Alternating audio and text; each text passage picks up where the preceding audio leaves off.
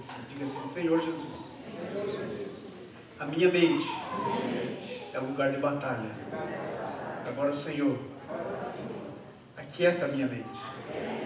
Eu coloco a minha mente na tua presença. Porque, Senhor, antes da tua palavra cair no meu coração, ela precisa passar pela minha mente. E eu declaro que o meu coração é um bom solo, que essa palavra vai produzir 100 por 1, para a glória do teu nome. Amém. Amém e amém. Amados, como pastor eu tenho aprendido muitas coisas. Há mais ou menos uns 7, 8 anos atrás, eu estava pregando uma série sobre o reino de Deus no livro de Mateus.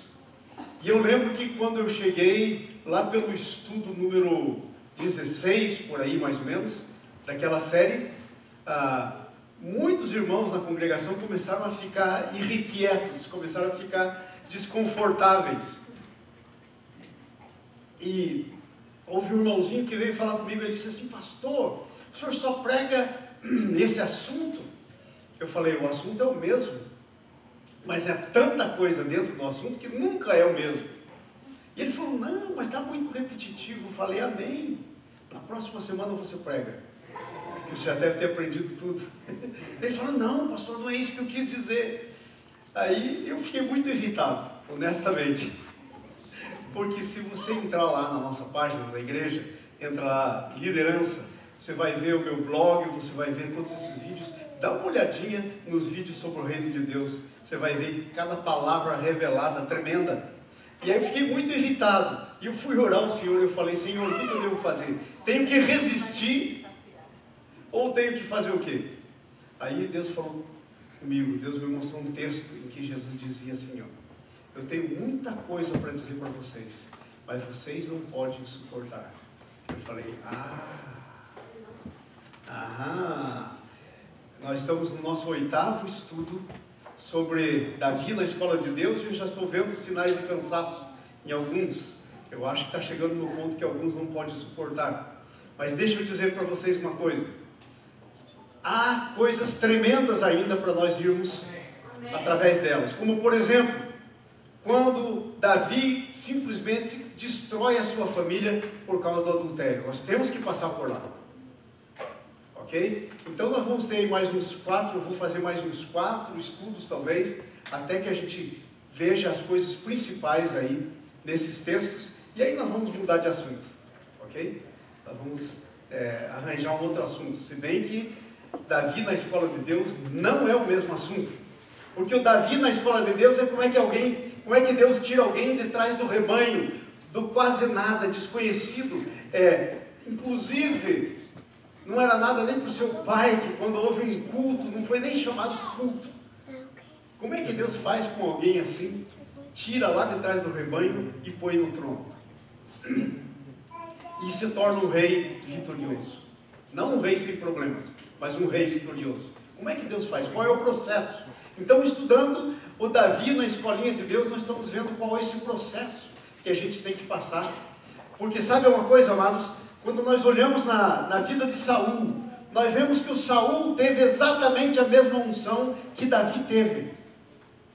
Mas o Saul perdeu a sua unção. O Saul ficou quase que 40 anos no trono. E quer saber de uma coisa? Ele gastou a maioria do tempo da sua vida perseguindo Davi, sem poder desfrutar aquilo que Deus tinha para a vida dele. Então você não quer entrar na tua herança, você não quer entrar no que Deus tem para você e não conseguir desfrutar. Isso é terrível. Para que nós consigamos desfrutar do que Deus tem para nós, eu e você precisamos ser trabalhados em nosso caráter.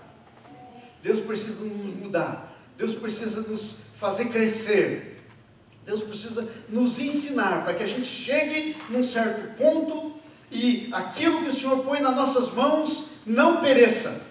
Quantos de vocês já Deus deu oportunidades tremendas, por exemplo, de negócios?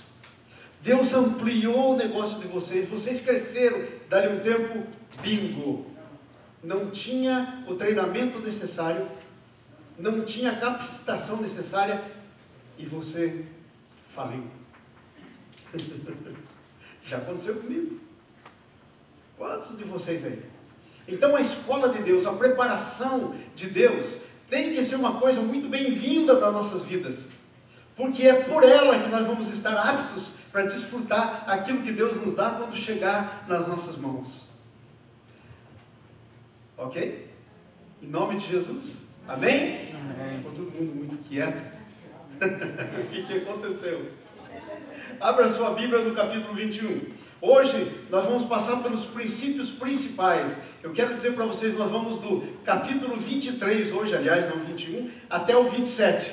Eu vou passar pelos princípios principais desses capítulos. Mas eu quero dizer para vocês que se não fosse o cansaço, sinais de fadiga que eu vejo por aí, dava para a gente estudar capítulo por capítulo desse, porque tem coisas tremendas em cada um deles que dá para estudar só ele. Mas eu vou passar nos princípios principais, ok? Então abram suas Bíblias. Nós vemos aí no capítulo 23 do primeiro livro de Samuel, que o Davi chegou finalmente num ponto da sua vida em que, ao invés de ele fazer alguma coisa por si mesmo, ele começou a consultar Deus. No começo era muito fácil, mas aí depois ele fez algumas coisas terríveis. Por exemplo, ele tomou algumas decisões sem consultar Deus, e por causa da decisão que ele tomou, mais de 70 sacerdotes foram assassinados, por causa de uma decisão. Olha aqui para mim, irmãos. Vocês estão pensando que as decisões que vocês tomam têm a ver só com vocês? Nunca. Tem a ver com a família, às vezes tem a ver com os amigos, às vezes tem a ver... As repercussões são muito mais abrangentes do que a gente pensa. É muito mais sério.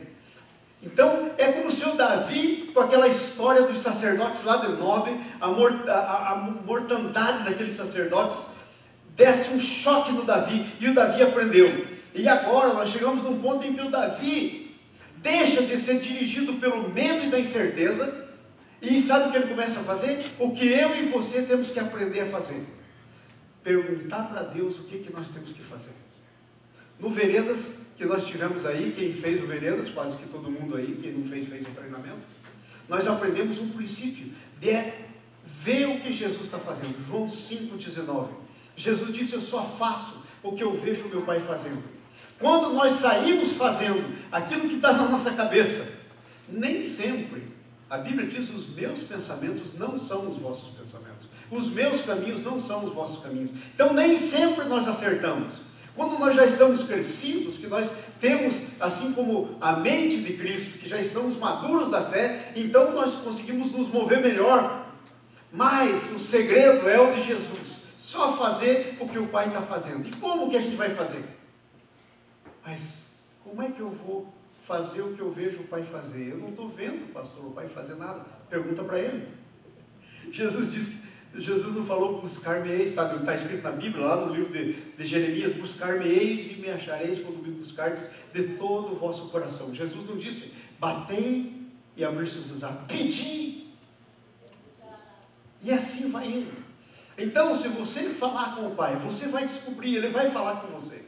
Ele quer se comunicar com você.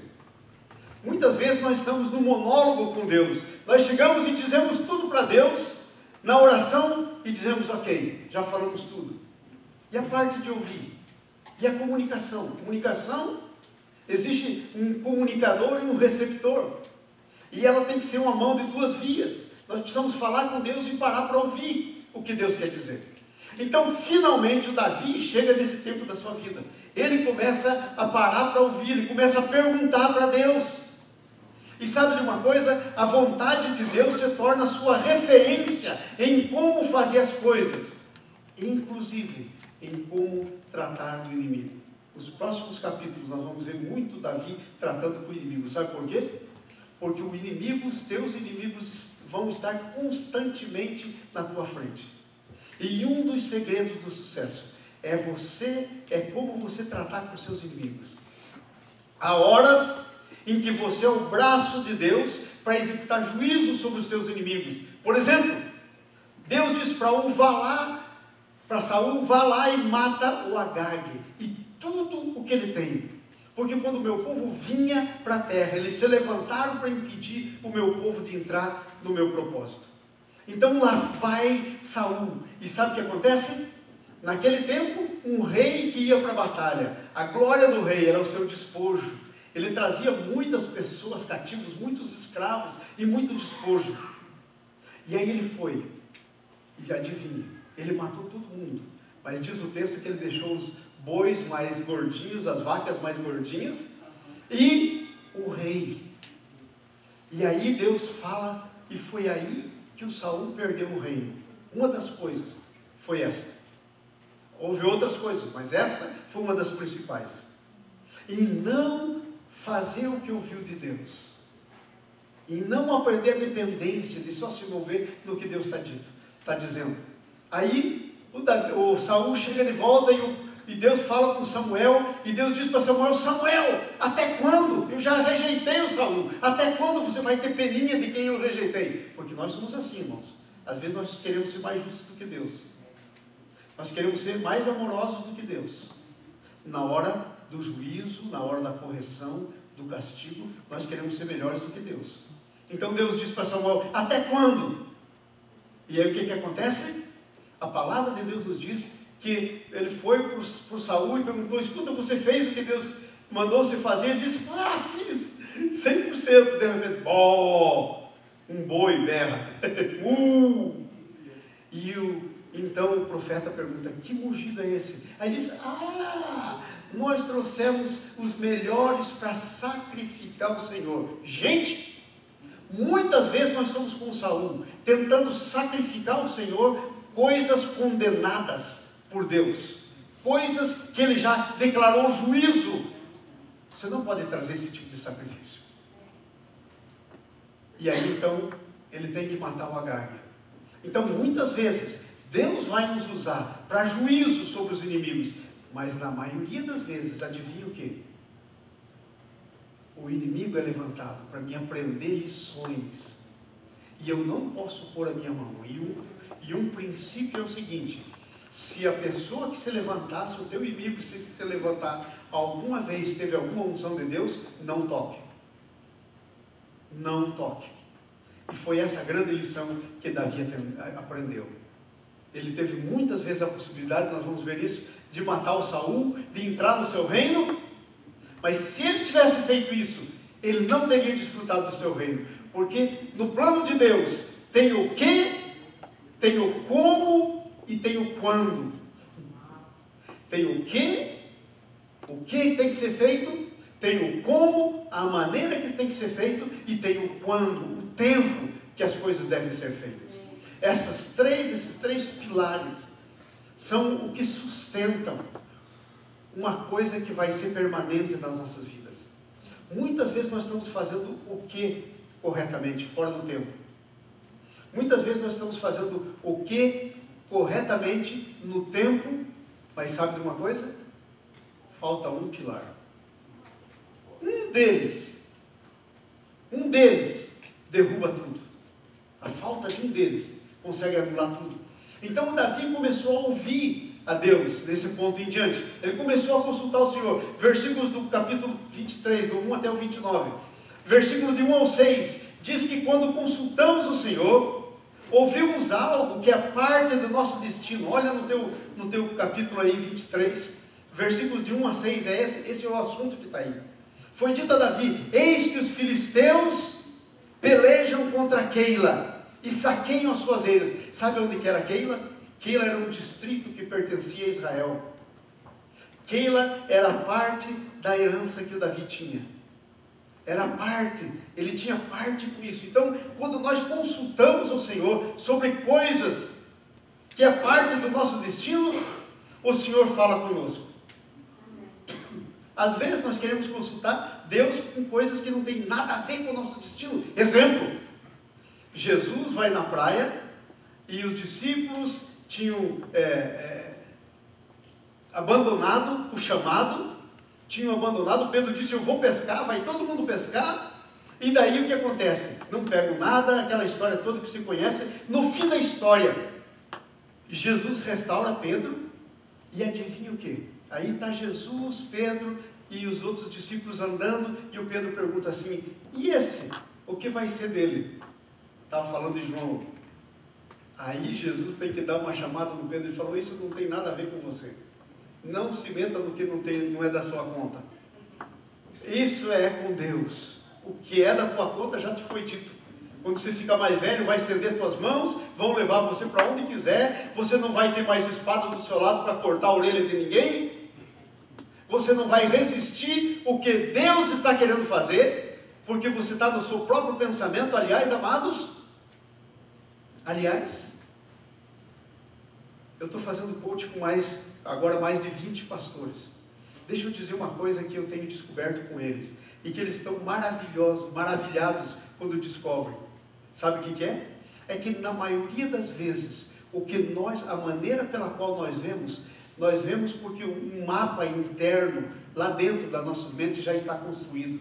Nada mais as coisas que nós enxergamos, nada mais do que expressões daquilo que está na nossa mente.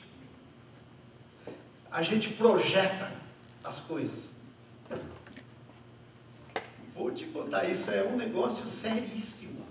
Porque assim, a gente às vezes jura que é de Deus, mas está projetando o que está na nossa mente. Quer ver um exemplo disso? Nós estamos projetando o que está na nossa mente. Quer ver um exemplo disso bíblico? Pedro. Vamos pegar o Pedro aqui. O Pedro dá bastante exemplo por causa do tipo de temperamento que ele tinha, né? E das coisas que ficaram escritas. Jesus pergunta para os discípulos, numa pesquisazinha de opinião: quem que diz o povo ser o filho do homem? Uns dizem João Batista, e daí Jesus volta para os discípulos: e vocês? O Pedrão salta à frente, era um temperamento sanguíneo, e ele diz: tu és o Cristo, o Filho do Deus vivo. E aí Jesus começa a falar com ele, e diz: bem-aventurado, porque não foi carne nem sangue que te revelou, mas meu Pai que está no céu. E agora eu vou te dizer, por causa de quem você disse que você é, eu te digo quem você é. Isto é, você é baseado no que eu sou. E você é Pedro. E sobre esta pedra, e Jesus não disse sobre você, a pedra é Jesus. Pedro aprendeu isso, Atos 4, ele disse: Jesus é a pedra rejeitada. Ele nunca pensou que era ele. E Jesus disse: sobre essa pedra eu vou construir a minha igreja, as portas, e dar-te as chaves. E aí o Pedro ficou faceiro. Cadê minha chave? O Pedro ficou faceiro com as chaves, né, tilintando na mão dele. E ele disse: ai, pessoal, tem a chave. E aí tinha todo um negócio na mente dele construído. E aí Jesus disse para ele: então tá bom, vocês entenderam direitinho, vocês disseram, eu sou o Cristo. Se eu sou o Cristo, eu tenho que ser o Cristo. Eu vou lá para Jerusalém, sofrer muita coisa, vou morrer, ressuscitar o terceiro dia. Aí o Pedro falou: opa, Jesus está muito deprê, entrou numa depressão. Que negócio que é esse? Que vai morrer, vai lá para sofrer, vai para Jerusalém. E aí, sabe o que acontece? O que estava expressando nas palavras do Pedro era aquilo que ele queria. Como é que, se Jesus morre, como é que eu sento no trono com ele?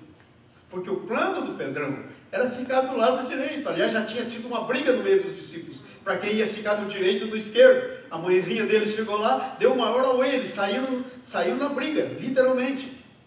Pode ler o texto. Foi uma confusão. E aí o Pedro falou: mas peraí. Então o Pedro começa a projetar o que tem lá dentro da mente dele. Ele diz: não, de modo nenhum. Jesus tem que dizer para ele: afasta-te de mim, Satanás. Ainda bem que afastou Satanás, não o Pedro, né? Porque senão a coisa tinha ficado complicada. Aliás, Jesus é sempre assim, ele afasta o Satanás, não a gente. Quando a gente se deixa ser usado e está pensando que crente, boca de crente muitas vezes não vira a boca de Satanás, está aí o exemplo do Pedro. Não estou dizendo que crente fica possesso, mas que pode ser um instrumentozinho do bom. Aí o exemplo do Pedro. Quase que tira Jesus do curso da vida dele, se Jesus não soubesse bem o que queria. E é assim que Satanás usa muita gente para tirar a gente do curso da nossa vida. Voltando à nossa história aqui. Então, o que acontece? Quando consultamos, começamos a ouvir coisas relacionadas com o nosso destino. Estavam destruindo Keila. Aquilo era parte do futuro reino de Davi. Então Davi vai consultar o Senhor e ele diz assim: Senhor, eu vou contra Keila. E Deus diz: vai, meu amigo, é teu. Se você não cuidar do que é teu, quem vai cuidar? Em outras palavras, você sabia disso? A unção é tua, a presença de Deus na sua vida é tua, A bênção, o destino que Deus tem para você é teu. Se você não cuidar, você acha que o pastor João vai poder cuidar? Pastora Cláudia? Pastor César? Você acha que o pastor Paulo vai cuidar disso? Nunca. Você é o responsável. Então a Keila pertencia a ele. Era um distrito do futuro reino dele. E ele vai, e ele então ouve que está saqueando, estão saqueando o futuro. Deus não vai deixar o teu futuro ser saqueado sem que a notícia chegue a você. E aí você tem que se levantar. E quando eu falo do futuro, gente, sabe quem é o teu futuro? Não só as coisas que Deus vai fazer em você, mas, por exemplo, o teu futuro são os teus filhos. No tempo antigo em Israel, não ter filhos era considerado a pior das maldições. Encher a aljava era uma bênção, diz lá no Salmo 127. Bem-aventurado o homem que enche deles a sua aljava. Mas olha só, eu tenho 4. Eu tenho 4, é por isso que a Thaís está na espera aí do papo que eu vou ter com ela. Thaís, eu vou contar, eu posso contar aqui, Thaís? Claro que sim. Eu tenho que contar, porque tem que servir para todos os pais o que eu vou fazer com você. Eu vou fazer com você aquele pacto do Veredas. Deus vai arrumar um marido para você, mas nós dois vamos trabalhar nessa história. Nada de namorico, nada desse negócio por aí, nós vamos trabalhar nessa história. Se o papai disser, filha, vai nessa que é bom, nós vamos orar e vai ser uma bênção. Os pais, estou falando do meu futuro. O que você está pensando que eu estou olhando? Estou olhando para o meu futuro. A Bíblia diz, o pai entesoura para os filhos, entesoura a unção, entesoura tudo. Em nome de Jesus. Em nome de Jesus. Vocês entenderam? Pais, cuida dos seus filhos. Isso é muito sério.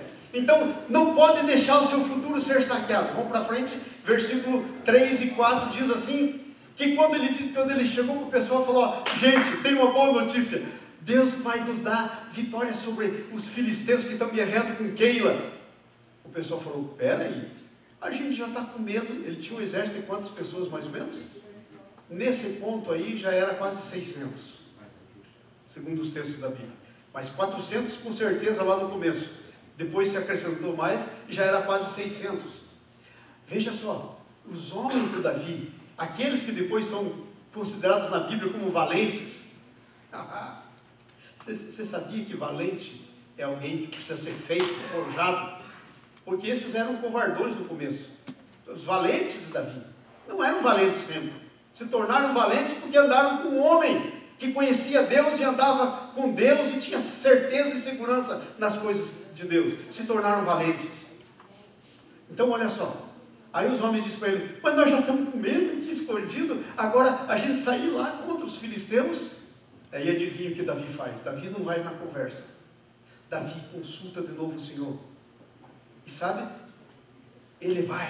Ele se levanta contra a incredulidade. Versículo 3 e 4 está escrito na sua Bíblia. Ele vai. E aqui, sabe o que acontece? Ele vai lá, ele vence os filisteus lá no distrito de Keila. Ele toma aquela coisa toda e ele pega o despojo. Versículo 5 e 6. Ele tem vitória e acréscimo. Agora presta atenção, olha aqui para mim. Vitória e acréscimos estão na palavra de Deus. Você tem vitória e acréscimo enquanto você estiver baseado na palavra de Deus. Há vitória e acréscimo. Não há vitória e acréscimo para ninguém que está trilhando em outro caminho que não seja o caminho da palavra de Deus. Não há vitória nem acréscimo. Não se engane. Não há. Então a decisão mais importante é essa do Davi. Consulta Deus. Vai gente se levantar para tirar do teu caminho. Vai ter outras ofertas. Consulta a Deus. Ore a Deus. Deus vai te dar o melhor. Mas não deixe nada tirar você dos acréscimos e das vitórias que Deus tem para dar para você. Amém? Aleluia. Consultar Deus é um grande negócio. E obedecer, né? Porque não adianta saber. Olha, vocês estão olhando para alguém que se praticasse tudo que sabe, Se alguém sou eu. Se eu praticasse tudo que eu sei da Bíblia, amados, sabe por que eu ainda estou aqui com vocês? Não fui arrebatado? Porque Deus não terminou comigo. Pensa no Enoque, andava com Deus, andou tanto com Deus, praticou tanto que não tinha mais lugar para ele, arrebatou. Não pensem vocês que eu quero ficar aqui, eu só estou aqui porque Deus está trabalhando comigo, mas eu não quero. Se ele quiser me arrebatar amanhã, eu estou à disposição. Vamos voltar para o nosso texto aí. Veja bem, os acréscimos e a vontade estão dentro da vontade do Senhor e da tua submissão. Daí veja o versículo 7 a 20, vai até o 29. Proteção e encorajamento vêm quando nós precisamos. Aí veio o Jonatas. E ele diz em palavras simples para Davi: Davi, é verdade que você é o futuro rei. A tua unção é genuína. E ele vem, e ele diz: não fique preocupado não, que meu pai não vai conseguir pôr a mão em você. E sabe o que o Jonas pensa? Diz para Davi, nesse texto aí, eu não vou ler todo, porque eu estou passando só dos princípios principais do texto. Jonatas diz para Davi: e eu vou ser o segundo com você. E sabe por que o Jonatas não foi o segundo com Davi? Porque ele teve um pai cabeçudo que não ouvia, não consultava a Deus, ficava contra a vontade do Senhor. Ele entrou numa batalha que ele não devia estar, e ele morreu na mesma batalha que o pai dele morreu. Por não ouvir a Deus, não se submeter a Deus, e o Jonatas era servo fiel. Então cuidado com as companhias. Cuidado, muito cuidado com as companhias. Não basta você ser servo fiel. Se você se deixar liderar e tiver um líder sobre a sua cabeça que não é, morre junto. Está aí o exemplo de Jonatas, se você tem dúvida. Pode ler essa história, os versículos, morre junto. Eu estou falando isso para os maridos. Você tem que levar a sua esposa. Estou falando isso para as esposas. Você tem que levar o seu marido. Você não chega junto com 2 pesos e 2 balanças. É bom assumir a responsabilidade das coisas. Nós temos que assumir, porque senão não há vitória. Então a proteção e o encorajamento vem quando você precisa. Deus vai levantar as pessoas que têm aliança com você e vai dizer: sim, não tenha medo, Deus está se movendo na sua vida, vai acontecer. Se chega lá, vai ser uma bênção. Vamos para o próximo capítulo, capítulo 24. O que Deus quer fazer através da tua vida, meu irmão, é que quando você começa a consultar o Senhor e começa a ter vitória e segurança, Deus quer estabelecer a justiça dele para com os teus inimigos. Você não precisa tomar a justiça de Deus nas suas mãos. Você só precisa obedecer. Se Deus disser para você, vai lá e faz, você tem que ir fazer. Não tem meio termo. Ou você obedece ou não obedece. Mas você tem que aprender a ouvir a Deus claramente. Agora presta atenção, que coisa tremenda que está aí. Estabelecendo a justiça de Deus para os inimigos. Versículo 1 a 4 nos diz assim, que há conselhos e conselhos de tolo. Veja aí o versículo de 1 a 4. O Saul sai perseguindo Davi. E adivinha o que acontece? Tinha 3.000 homens para perseguir Davi. E eles entram numa caverna, lá nos currais, onde tinha lá nas montanhas, e o Davi estava lá no fundo da caverna, e o Saul entra lá para fazer suas necessidades fisiológicas. E os homens de Davi, que estavam no fundo daquela caverna, devia ser uma cavernona grande, porque mais de 500 homens lá, dizem para ele: Davi, olha só, o Senhor entregou o inimigo na tua mão, hoje é o dia, vai lá e tira o cara do caminho. Mas tinha um problema, o Davi não podia tirar o Saul do caminho, sabe por quê? Porque ele não estava pronto. Se o Saul saísse do caminho, se Deus deixasse algum filisteu matar o Saul, naquela época da vida de Davi, o Davi não estava pronto. Não estava pronto. Então, o Davi vai lá e ele fica todo dizendo: será que Deus? Conselho de tolos. Você tem que ouvir a Deus. Sabe por que Deus deu o Espírito Santo para você? Para você se livrar dos tolos. Para você perguntar para Deus e Deus falar com você. Sabe, principalmente gente que tem um nível espiritual. Não estou dizendo que Deus não usa aquele que é, Deus usa, até mula. Lembra do Balaão, o profeta? Até mula Deus usa. A mula falou com o profeta Balaão.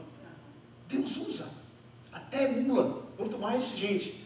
Mas presta atenção, o normal, essas são as exceções, não a regra geral. A regra geral é que você, quando quiser ouvir alguém, ouça alguém mais maduro que você, ouça alguém mais espiritual que você, procure alguém mais experimentado do que você, procure alguém que tem mais intimidade com Deus do que você. Não ouça a raça de baixo, eles não estão no teu nível, eles vão dar conselho bobo. Veja só, veja só o que acontece aí no texto. Então os homens de Davi diziam hoje, estava todo mundo doido para ser livrado do Saul, inclusive os homens de Davi, porque estavam fugindo do Saul. E o Davi então vai lá e o que ele faz? Ele furtivamente corta a orla do manto do Saul, versículo 4. E sabe o que acontece? Versículo 5, olha o versículo 5. Ele cortou um pedacinho da capa do Saul. Veja o versículo 5. Sucedeu, que depois sentiu Davi bater-lhe o coração por ter cortado a orla do manto de Saul. Uou! Esse é o homem de Deus. Esse é o homem sensível ao Espírito Santo. Ele não devia ter cortado nem um pedacinho da orla do manto de Saul. O coração dele pulsou, sentiu. Sabe em outras palavras o que quer dizer isso aí? Convicção de pecado. Olha a sensibilidade espiritual de Davi. Convicção de pecado. E ele se sentiu mal. E sabe o que foi que aconteceu? Olha o que acontece aí para frente, versículo 6. E disse a seus homens, que o Senhor me guarde de que eu faça tal coisa ao meu Senhor, isto é, que eu estenda a mão contra ele, pois é ungido do Senhor. Agora presta atenção, irmãos, quando você ouve o Senhor, você estabelece princípios na vida daqueles que estão te seguindo. E deixa agora eu te dizer o que acontece. Todas as vezes que você estabelece princípios de Deus na vida das pessoas, adivinha o que você está fazendo? Você está fazendo a mesma coisa que aquele marido faz quando ele ora incessantemente para a sua esposa, quando ele busca o melhor da sua esposa, para a sua esposa. Você está fazendo a mesma coisa que aquele marido sábio que edifica a sua esposa, porque entende que ela é metade da sua vida. Investe nela, deixa o resto de lado, investe nela. Ele está conseguindo se livrar de um monte de problema que ele tinha para a cabeça dele. Porque a sua mulher crescendo, meu irmão, adivinha quem vai desfrutar disso? Você! Você vai ser o primeiro beneficiado. Agora invista em todo mundo e deixa a sua mulher de lado para ver, para a cabeça de quem que sobra. Então, quando você investe nesses princípios, não vou matar o Saul. Ele estava investindo, Davi estava preparando o próprio futuro dele. Aleluia! Você não viu nenhum dos homens tentando matar Saul, sabe por quê? Porque o Davi tinha ensinado o princípio para eles, enquanto ele teve com Saul. Saul foi importante na vida de Davi. Ninguém fez isso com ele. Vocês entenderam? Seus valentes não fizeram. Não subiu na cabeça deles, porque aprenderam o princípio, não se põe a mão em alguém que teve algum dia, nem que não tenha mais, que era o caso de Saul, unção de Deus. Deixa Deus lidar. E agora adivinha quem era ungido? Era ele. Ele está preparando o próprio caminho dele, ele está semeando, ele vai colher, ele vai comer do que plantou, o bem da terra. Vocês entenderam, irmãos? Vocês entenderam, mulheres? Que quando você investe no seu marido, deixa de ser seu marido panaca aí, que não é homem de oração, que não é cabeça da sua casa, que não é homem de leitura da palavra, porque adivinhe só, quem é o homem que tem que se levantar e assumir a responsabilidade com os filhos? Eu vou dizer uma coisa para vocês, olha aqui para mim, ó. Olha aqui todo mundo, presta atenção nisso. Por um grande tempo na minha vida, e não faz muito tempo atrás, a grande coisa que eu considerava bênção na minha vida era a Anice, que tinha intimidade com os meninos. Tenho 4, 3 homens, e a Thaís tinha intimidade com eles. Eu vi eles assim. Eu olhava de longe e falei assim, glória a Deus. Até que Deus disse, tolo, idiota, esse é o seu lugar. Seus filhos têm que ter isso com você. Mas você nunca plantou. A Anice está colhendo o que plantou. Tolo, não assumiu a responsabilidade espiritual sobre a tua casa. Na intensidade que Deus queria. Eu assumi a responsabilidade, mas não na intensidade que Deus queria. Eu nunca assumi com tanta intensidade quanto a Anice. Até hoje ainda não fiz. Shame on me, como diz a Bíblia. Vergonha para mim mesmo. A minha própria vergonha. Eu ainda não fiz isso. Então você, homem, deixa de ser tolo. Você é o cabeça, o sacerdote. Você é o provedor. Você é a pessoa que precisa prover, trazer. Você é a pessoa que tem que se interessar pela sua esposa. Olha aqui para mim, deixa eu dizer uma coisa prática para vocês. Tudo bem vocês terem 2 contas no banco, uma no teu nome e outra da tua esposa. No nome da tua esposa. Mas por favor, faça o seguinte. Faça o seguinte.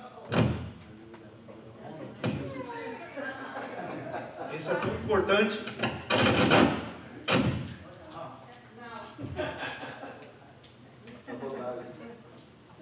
Eu vou dizer isso em nome de Jesus. Isso é importante. Estão me ouvindo? Sim. Está dando para ouvir aí na caixa? Sim. Obrigado, Jesus.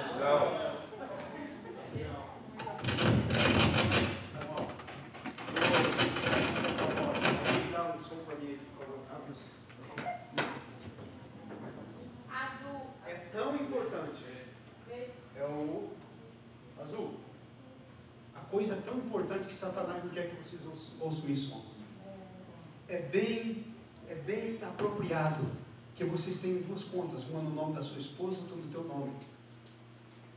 Mas é mais apropriado ainda que você assine a conta conjunto com ela e ela a tua conta. Sabe por quê? Porque o responsável para ver o saldo na conta da sua mulher é você. E você tem que ter esse negócio para quando você precisar fazer uma transferência, principalmente 2 contas no mesmo banco. É isso que você tem que fazer. Não para tirar a conta da sua mulher, dinheiro da conta dela, mas para colocá-la.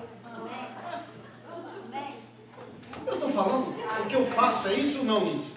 Não tem para ela.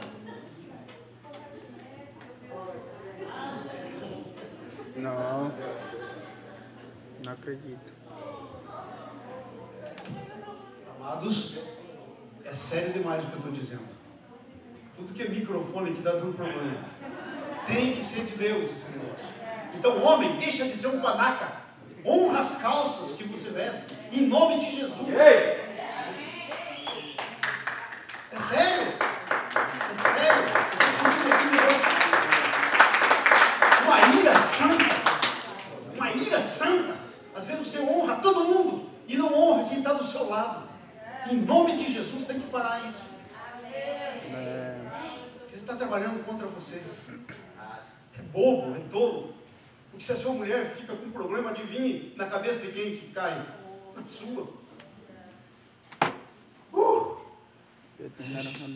Estabelece um padrão de caráter para os seus liderados. Um padrão de caráter para os seus filhos. Para a sua esposa. Um padrão de caráter. Aleluia. Você tem que confrontar o inimigo, mas você tem que ter respeito. Sabe, um tempo Deus falou comigo, eu estava naquele fogo, eu lembro, lá em Foz do Iguaçu, fechando tudo que é centro de terreiro, espírita, mãe de santo, pai de santo, se convertendo, e eu estava naquele fogo, e não tinha Satanás que ficasse na minha frente. Já conhecia pelo jeito de agir. Se manifestava, não precisava falar o nome que eu já sabia. E eu estava ousado.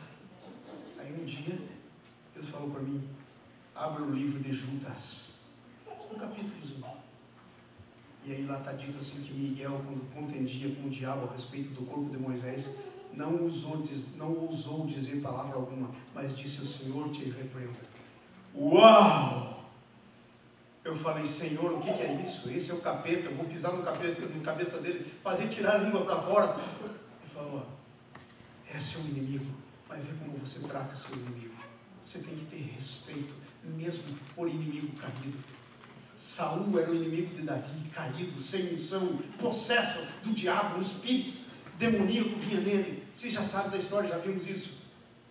Mas isso não dava o direito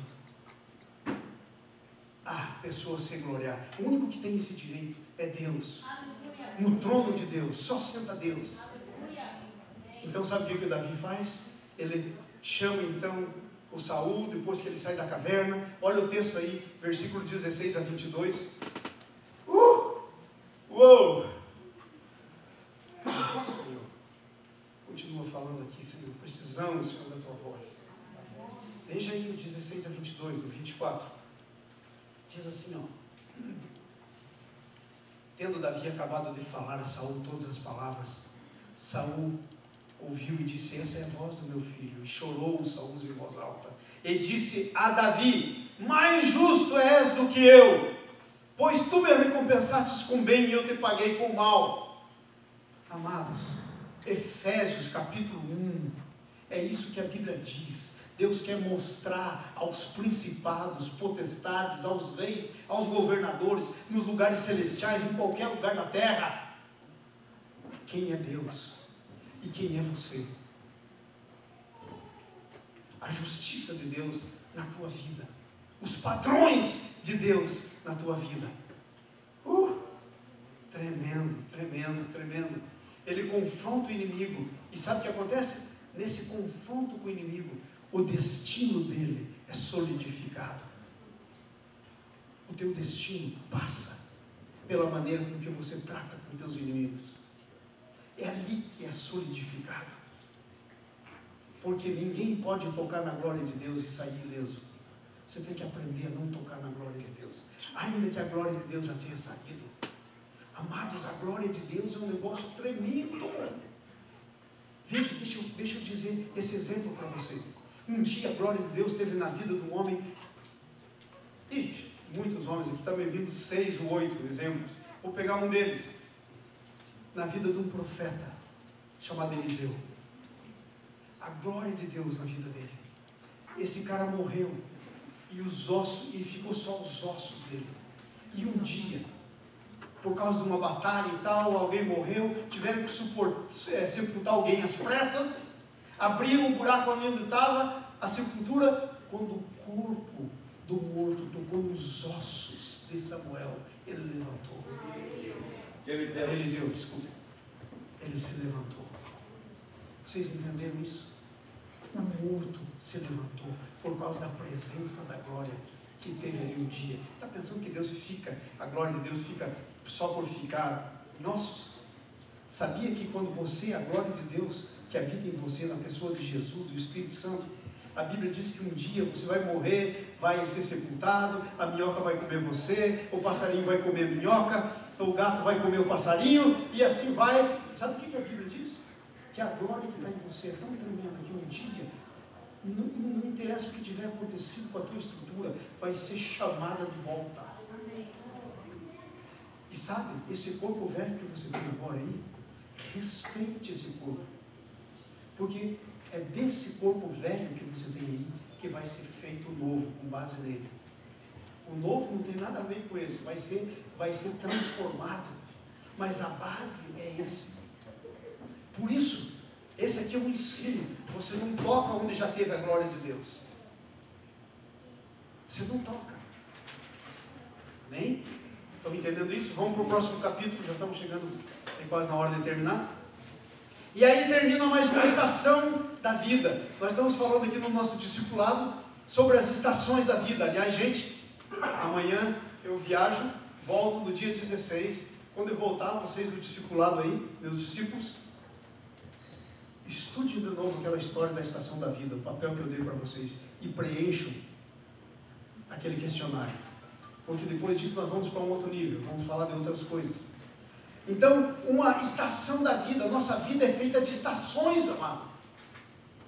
De estações. Uma estação da vida do Davi se passa. O que acontece? Capítulo 25, morre Samuel. Está se passando aquela estação. Aí, Deus começa a fazer uma coisa que até agora não tinha feito nenhuma vez ainda. Ele serve de guarda para um camarada chamado Nabal, muito rico. Os homens dele servem de guarda das ovelhas, enquanto eles estão cuidando das ovelhas do Nabal. E aí um belo dia, o Davi vai de novo lá onde estava o Nabal. E ele manda um recadinho para o Nabal, porque ele fez o bem para ele. E sabe, o Nabal, homem irado, homem duro, de boca, manda dizer: quem é esse Davi, escravo fujão, fugiu do servo dele, do senhor dele, é um escravo fujão. E sabe o que acontece? Ele fala: não é possível. Ele pega os seus homens e ele desce lá para exterminar o Nabal. Mas havia uma mulher segundo o coração de Deus. Ela põe as coisas no jumento, ela vai na frente e ela chega lá e diz: não faça isso, ele é um tolo, não se suje na tolice dele. Irmão, olha aqui para mim, não se suje na tolice dos tolos. Não ponha sua mão sobre a tolice dos tolos. Não se envolva com ela, não se suje nela. Deixa para Deus cuidar. E aí a mulher diz: olha, não faz isso. E o Davi diz: você é uma bem-aventurada, porque me livrou de eu matar o Nabal. E sabe se segue o texto aí? Dali a pouquinho, o Nabal tem um treco e pum, morre. De repente, Deus mata ele. E está escrito na Bíblia de maneira clara que Deus mata ele. Porque ele era empecilho. Sabe para quê? Olha aqui para mim, homens. Sabe por que o Nabal morreu? Sabe por quê? Porque ele era empecilho para a vida da mulher dele. Era uma mulher sábia, temente a Deus, mulher tremenda. Mas aquele homem era um beberrão, era um boca dura, era alguém que não temia o Senhor. Sabe o que Deus fez com o camarada? Matou. Homens, olha aqui para mim. Ou você se ajeita, ou Deus te mata. Por amor à sua mulher. Está pensando que eu estou brincando? Eu não estou, não. Isso é sério. Eu espero que você esteja tremendo no seu interior. Eu espero que lá dentro de você, teu coração esteja batendo. Porque é assim que Deus faz. Deus não vai impedir o propósito dele na vida de alguém que é fiel. Ou se arruma ou morre. Amém. É sério esse negócio. Muito sério. Eu me arrumo. Aleluia, irmão. Eu gostaria que todo homem dissesse isso. Eu me arrumo. Eu me arrumo. Eu me arrumo. Aleluia. Daí Deus executa o juízo contra os inimigos. E sabe mais o que? Davi começa a constituir família. Mas já começa com bobagem, né? Já arranja duas. Ele casou com uma porque ele deve ter ficado traumatizado, porque o Saul, aquele endemoniado, produziu ferida no coração. Não tinha ainda veredas antigas nesse tempo para ele fazer. Ele produziu ferida no coração de Davi, porque ele prometeu a mulher, deu para casar com outra. Aí prometeu a segunda, ele casou. Aí quando Davi fugiu, ele pegou ela e deu para outra. E ele ficou traumatizado com esse negócio de mulher. Perdeu duas. E agora aqui no texto você vai ver que ele já arranjou duas. Ele arranja mais umas. E essa é a grande desgraça da vida dele. Amados, andar movido pelas feridas do teu coração, na tua vida, é a grande desgraça. Você não deve se mover motivado pelas feridas, pelas coisas. E aí ele agora então, quando morre, ele manda buscar a esposa, a Abigail, né? Era o nome dela, para ser esposa dele. Ele falou: não, essa mulher eu não posso deixar por aí. Mas ele já tinha uma. Ok? Ele começa a constituir família, um novo tempo. Vamos para frente. Versículo capítulo 26. Já estamos terminando. Viu como é pequenininho aí? Pelo menos o que está escrito no boletim, né? De 1 a 25. Deus firma a justiça de Deus contra o seu inimigo. Agora sabe o que acontece? Aí o Saul levanta e fala assim: agora eu vou terminar com Davi, porque finalmente eu tenho que me levantar no meu reino, não consigo reinar direito. O Davi é uma sombra, eu tenho que terminar. Ele levanta homens guerreiros, poderosos, e sai atrás de Davi. E a Bíblia diz que o negócio é sério. A Bíblia diz que o negócio é sério. E aí sabe o que acontece? O Davi sai para encontrar o Saul. Ele sempre fugia do Saul. Mas agora ele saiu de onde ele estava e ele foi lá no acampamento do Saul. Olha a diferença. Davi não é mais aquele camaradinho assustado. Sabe por quê? Porque ele aprendeu a consultar Deus. Porque ele aprendeu a andar de acordo com aquilo que Deus dizia para a vida dele. E ele já tinha ouvido o suficiente. Ele ouviu de Jonatas, ele ouviu de muita gente. E já tinha ouvido a segunda vez que o reino era dele. Da boca do próprio Saul ele já tinha até ouvido. Aí agora olha só. Ele perde o medo, capítulo 26, versículo de 1 a 7. Ele perde o medo. E ele diz assim: quem vai comigo? A Saul se acampa lá. E ele se levanta e ele diz: quem vai comigo? Versículo 5. Davi se levantou e veio ao lugar onde Saul acampara. Não tem mais medo. E viu o lugar em que se deitava Saul. E Abner, que era o comandante do exército, estavam deitados, ele e o povo. E o Davi diz a Aimeleque, o Eteu, e a Abissai, um dos heróis de Davi, filho de Zuri, irmão de Joabe: quem descerá comigo a Saul ao arraial? E Abissai disse: eu vou. Eu vou. E sabe, eles foram. E Davi chega lá e pega a lança. E quando eles vêm, eles chegam lá à noite, a lança estava lá, e ele pega a lança, veja o 8. Então o Abissai disse: Davi, a lança na tua mão. E ele dormindo ali, encrava esse camarada no chão, faz a lança atravessar o peito dele e faz grudar no chão.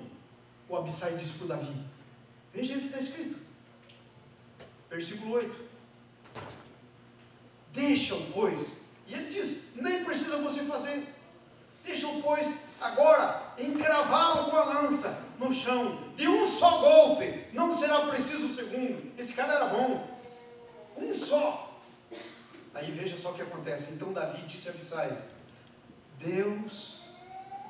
disse a Abissai a Davi, Deus te entregou hoje nas mãos do teu inimigo, deixa-me, pois, encravá-lo. Versículo 9, porém, respondeu Abissai, não o mates, porém respondeu Davi a Abissai, não o mates, pois quem haverá que estenda a mão contra o ungido do Senhor e fique inocente? Fala comigo, e fique inocente. Não, isso é muito sério. Diga de novo, vamos lá, forte. E fique inocente. Amados, nós precisamos viver uma vida em que a gente fique inocente. Sabe? Jesus na nossa vida. Existe uma música aí que diz assim, quero ser como criança, te amar pelo que és. É meio herética. Ela diz assim, voltar à inocência. Você não pode voltar à inocência. Você só volta à inocência quando você nasce de novo. E quando Jesus, o Cordeiro inocente de Deus em você. E quando você começa a viver baseado nos princípios da vida de Jesus, nos princípios do Espírito Santo, você começa a voltar à inocência. Vocês estão entendendo isso? Você tem que viver uma vida em que você volte para a inocência. É isso que Deus está fazendo. Mas a inocência não é um troço bobo. A inocência é algo que sabe dos princípios. E vida inocente é aquela que vive baseada nos princípios. Não toca onde Deus não está dizendo para tocar. Se Deus quisesse que Davi matasse Saul, ele teria dito, mata-o agora. Eu te digo, Davi ia lá e fazia. Mas ele nunca ouviu. A vida do inocente, de uma pessoa que vive na inocência do Espírito de Deus, na inocência do bom sentido, não inocência de criança, que tem gente que acha que é inocente. Criança não é inocente. Criança tem a natureza pecaminosa que faz dela filho do diabo. Você acha que o Judas, que morreu, se suicidou, foi para o inferno? Ele era mais filho do diabo depois que cresceu ou enquanto que era bebê? Desde o começo, quando eu e você nascemos, lá no João 6,7, diz que nós nascemos como filhos do diabo. E sabe, quando nós recebemos Jesus, nós trocamos de paternidade, porque trocamos de natureza. Aquela natureza que foi recebida no jardim do Éden, é trocada. E aí então nós começamos a viver essa vida de inocência. Como é que está a tua vida de inocência? Agora note bem, nós não estamos falando aqui de qualquer tipo de inocência na Bíblia. Nós estamos falando da tua inocência com respeito aos teus inimigos. Nós somos uma cultura latina que diz assim, para os amigos tudo, para os inimigos Paulo. A lei. Vocês estão entendendo? Nós precisamos aprender isso, andar na inocência, construir a nossa vida na inocência. Amém? Ok, a inocência. Davi diz, quem há que toque e fique inocente? E aí ele vai para frente, firmando o caráter. Deixa do versículo 8 em diante até o 11. Ele disse, então, Davi diz, não pode fazer isso. Quem ficará inocente? 10. Acrescentou Davi, tão certo como vive o Senhor, este o ferirá. Ou o seu dia chegará em que morra, ou em que descendo a batalha seja morto. Foi exatamente isso que aconteceu. Mas a minha mão não será contra ele, porque Deus não está mandando. A inocência é essa. Um princípio de inocência é esse: não fazer o que Deus não está mandando você fazer. Isso é um princípio de inocência. Vamos para frente. Firma o caráter. Esse Abissai aí foi um dos valentes de Davi. Não sei se foi Abissai, então, talvez eu esteja dizendo bobagem aqui, mas foi, talvez até tenha sido Abissai. Que um dia o Davi estava lá, ele disse assim, ai, que vontade de tomar água daquela fonte. Só que a fonte estava rodeada de inimigo. Parece que foi Abissai, se eu não me engano. Não quero dizer que foi, porque eu não estou bem certo. Mas se não foi, ele foi um dos valentes de Davi, com certeza. Aí o camarada se levanta, vão dois e entram no meio do arraial do inimigo e tiram a água e trazem para Davi. E aí o Davi derrama perante o Senhor como sacrifício que quase custou a vida deles. Inocência. Você não pode fazer a vida dos outros, colocar a vida dos outros em perigo, por um desejo teu de uma aguinha de uma fonte, com coisas assim. Amém? Vamos andar para frente aqui um pouquinho, para terminar. Veja o versículo 26, capítulo 26, do versículo 11 em diante. O Senhor me guarda de que eu estenda a mão contra o seu ungido. Agora, porém, toma a lança que está na cabeceira e a bilha de água e vamos. Eles tomaram e se mandaram. Aí ele chega lá no monte e ele grita lá de cima. Veja o versículo 14. Ele brada a Abner, filho de Ner, dizendo, não respondes, Abner. Então Abner acudiu e disse, quem é que brada com o rei? E ele disse Davi, porventura não és homem? Que tipo de homem é você? E não é Israel alguém como tu? Por que, pois, não guardaste o rei, o teu senhor? Porque veio um do povo para destruir o rei, o teu senhor. Não é bom o que fizesses. Tão certo como vive o Senhor, devias morrer, porque não guardou o teu senhor. E ele diz, aqui está a lança do rei, e a bilha de água que estava na sua cabeceira. Uau! Que coisa tremenda! E sabe, veja o versículo 21 em diante. Ele diz, eu firmo o compromisso com Deus e com a justiça e com a lealdade. Sabe, o homem de Deus é aquele que é leal, é que é justo. Veja aí o versículo 21 em diante. Então disse Saul, pequei, volta meu filho, pois não tornarei a fazer mal. Claro que tornaria, era endemoniado. Não acredita na palavra de endemoniado, irmão. Nunca vai conseguir fazer o que promete. Não tem como. Tá fora. Não acredita, não precisa nem ser endemoniado, basta estar fora do propósito do Senhor. Toda palavra de gente que não está no propósito do Senhor, não dá para acreditar. Porque não tem o Senhor respaldando para que cumpra o que diz. Então ele vai dizendo, estou a mesma onda aí? 21.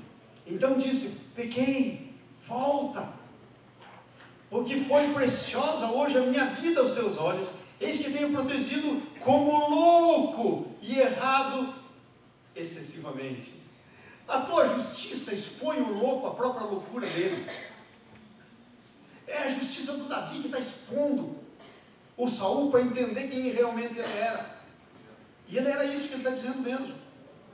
Davi então respondeu e disse, eis aqui a lança, rei, venha aqui um dos moços e leve-a.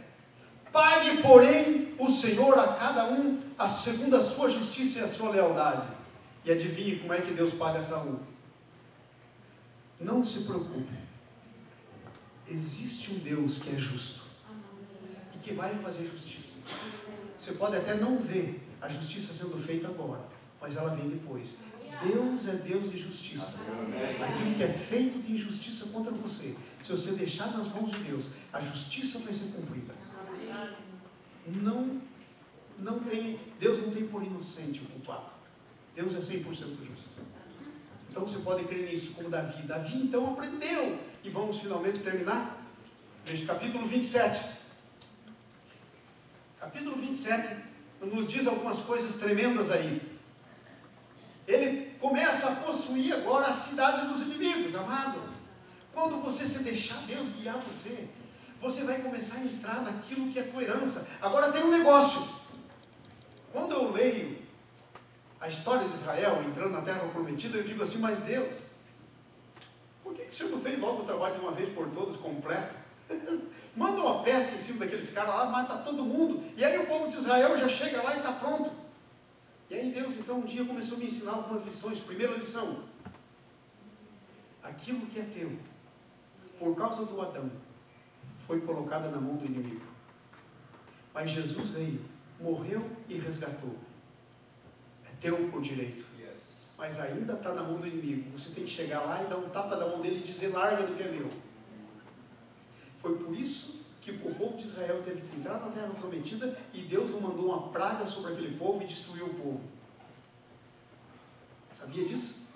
Porque é você que tem que amar a tua herança. É você que tem que amar as coisas que Deus tem para você. Você tem que ir lá e possuir. Porque é nessa jornada que você vai aprender de Deus. Enquanto você vai começando a possuir as coisas que Deus tem para você, você vai aprendendo mais e mais de Deus. Aleluia! Oh, Senhor, obrigado pela minha jornada. Eu tenho aprendido tanta coisa na minha jornada. É assim que Deus quer fazer. Agora sabe o que acontece? Ele faz o seguinte, ele vai habitar, mas agora sem medo. Veja o capítulo 27, versículo 1 em diante.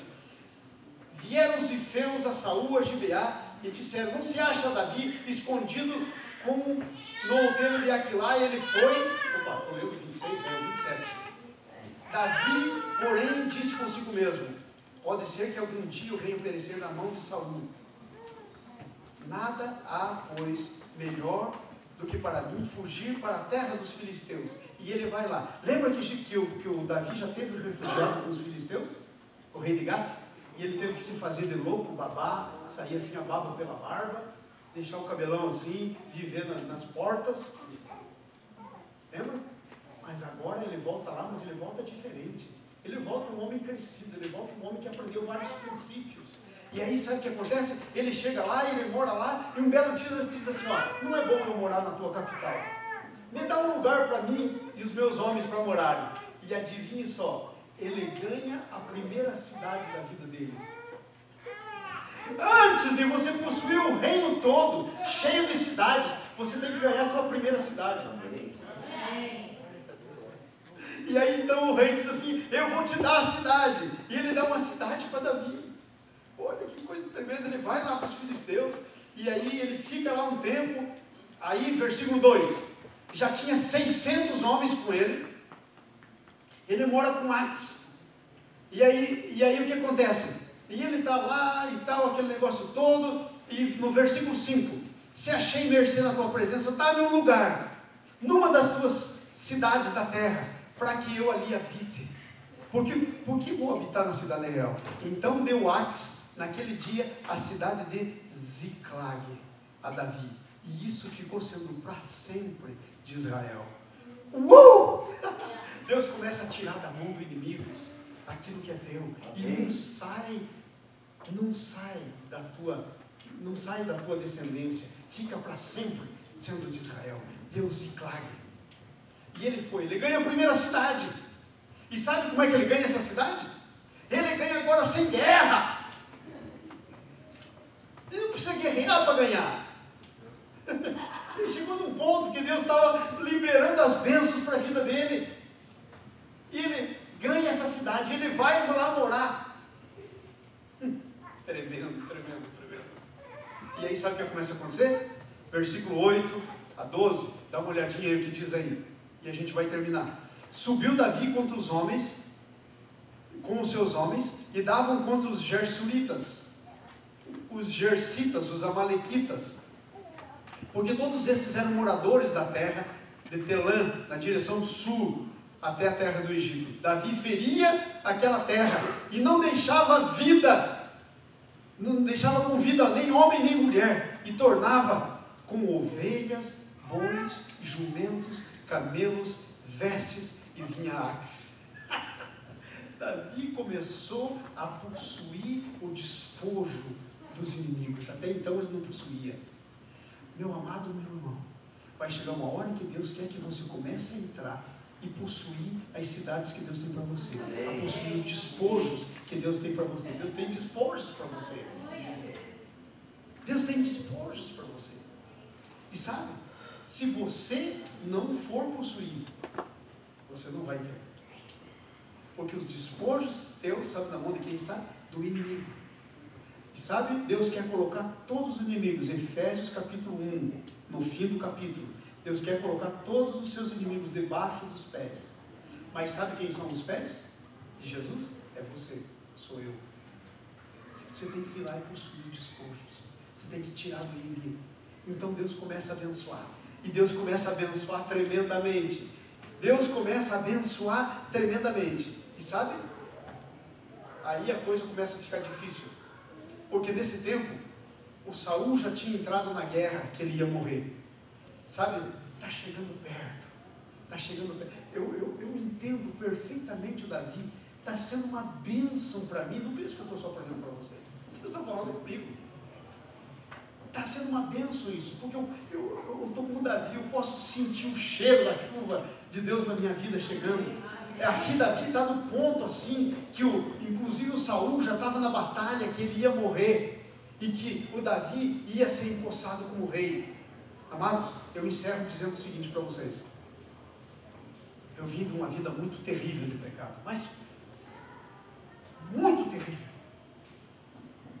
E aí eu lembro que eu converti. E eu queria logo entrar na posse da minha herança. Eu estava orando, e eu queria. E aí um dia eu estava lá na pensão da futura sogra, eu nem era casado ainda, eu almoçava todo dia na casa da Alice, chegava logo para o café da manhã, e jantava lá e tal, e o meu sogro era homem sábio, ele falou, vem para perto, porque aí eu discipulo. E Bíblia. E na casa dela tinha aquela tal das caixinhas de preciosas promessas, que se tirava uma e lia, né? Aí eu estou orando, eu separei um tempo para jejum e oração, dizendo, Senhor, mas que negócio é esse? Não anda, e parece que está amarrado o negócio, parece que não acontece nada. Eu sei que o Senhor tem alguma coisa para mim, mas Senhor, como eu fui tão pecador, talvez o Senhor não tenha nada para mim. E Senhor, eu respondo isso, porque quem sou eu? Aí fui separar uma semana de jejum e oração, não ouvi nada, Deus não falou comigo. Depois daquela semana eu estou lá, tiro uma promessa e estava assim, Provérbios capítulo 21, a herança quando é dada, antes da hora, no fim, não se torna proveitosa. Subiu, eu fiquei arrepiado o corpo inteiro, era Deus falando comigo, Deus dizendo para mim, se eu te der agora, não vai ser proveitoso. Começou a passar na minha mente casos que eu conhecia de gente que o pai tinha morrido, deixado uma herança tremenda, e aí já não tinham mais nada, estavam pobres. E sabe, eu fiz a oração da minha vida naquele dia. Eu disse, Senhor, segura a minha herança. Segura ela, não dá enquanto eu não estiver no ponto. Eu só não sabia uma coisa, que ia demorar tanto. Isso foi uns 36, 37 anos atrás que eu fiz essa oração. Aí eu mudei para cá. E há uns 6, 8 anos eu estava num tempo de 21 dias de jejum e oração fechado no meu basement, orando lá, e aí Deus falou para mim, vou começar a liberar a tua herança. E Deus me deu a palavra do 232. E sabe, eu consigo sentir o cheiro, a coisa está chegando. Mas às vezes a gente quer as coisas antes da hora. Se Deus te der para você, antes de você estar preparado, você desperdiça. Como Saul. Já pensou se Deus tivesse feito o trabalho de caráter no Saul que fez no Davi? Teria sido diferente a história. Mas ele não fez, porque o Saul não tinha coração como Davi tinha. Então eu termino dizendo para você, isso, o Senhor quer estabelecer a tua vida. Veja a nossa conclusão, caráter é estabelecido através dos relacionamentos, primeiro com Deus, e o que requer? Vamos ler todo mundo junto, vamos ler, aí no seu boletim, vamos lá, caráter, vamos lá gente, todo mundo junto de novo, vamos começar agora, caráter é estabelecido através dos relacionamentos, primeiro com Deus, requer obediência, segundo com o nosso próximo, requer lealdade, fidelidade e aliança. E por último, com o nosso inimigo, requer temor a Deus. Dessa maneira, que criança, que você educa a criança no caminho em que deve andar. É dessa maneira que criança, que criamos, deve ser de Jesus esse versículo, porque não é possível. O que é isso? É dessa maneira que criamos um caminho em direção do cumprimento do nosso destino e da posse da nossa herança. Em nome do Senhor Jesus. É assim que a gente constrói o caminho. Eu termino com essa pergunta. Está construindo o teu caminho? Yes. Levanta em nome de Jesus. Vamos terminar. Amém. Diz assim. Diga, meu cordeiro. Vida profética. Diga, meu cordeiro que foi morto. Ele é santo, santo, santo. Por isso você tem que ser santo. Cante um novo cântico para ele. Porque ele está sentado no trono de misericórdia dos céus.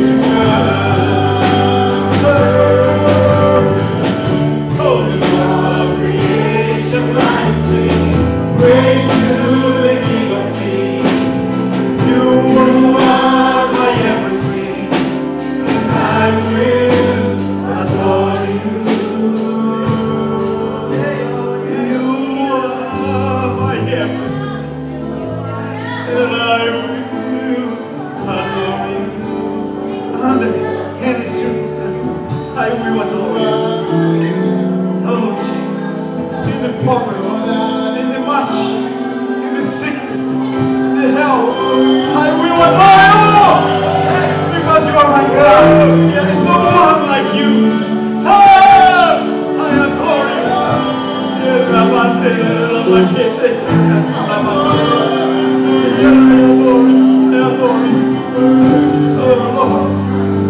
Oh Lord, I worship. Senhor, eu me levanto perante ti, Senhor, porque eu quero ser esse homem, segundo o teu Espírito, Senhor. Senhor, eu refaço meus votos contigo, Senhor, que eu fiz há tantos anos. Eu quero ser um homem do Espírito, da palavra, da obediência. Responde tu por mim, Senhor. Eu não posso por mim mesmo, mas se o Senhor me guardar, Senhor, eu posso. Responde tu por mim. Seja glorificado na minha vida. Pai, abençoa essa congregação, Senhor. Levanta aqui homens e mulheres poderosos do Espírito. Senhor, levanta aqui homens que vão, Senhor, herdar a possessão que o Senhor tem para eles. Mulheres sábias. Oh, levanta aqui, Senhor, uma geração nova. Senhor, precisamos ganhar esse lugar para ti.